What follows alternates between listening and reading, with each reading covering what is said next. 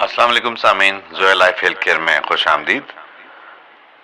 سورہ فاتحہ قرآن مجید کی پہلی سورت، اس کے بارے میں آج ہم بات کریں گے۔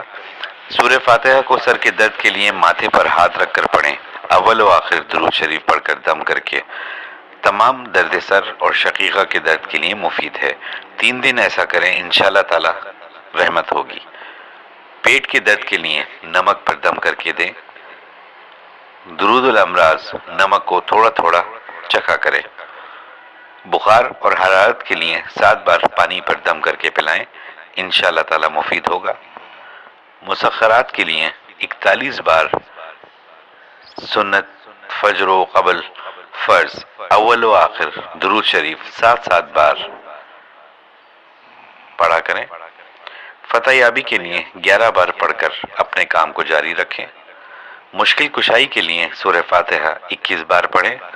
اگر زوجین کے درمیان محبت نہیں تو 21 بار کسی شیرینی وغیرہ پر پڑھ کر چند ایام تک زوجین کو کھلا دے۔ جس کو محبت ہے وہ دوسرے بے محبت پر بسم اللہ کے ساتھ 3 بار پڑھ کر دم کرتا رہے۔ اول و آخر درود شریف ہر کام کے ساتھ پڑھیں اور سورہ فاتحہ ہر دکھ کی دوا ہے۔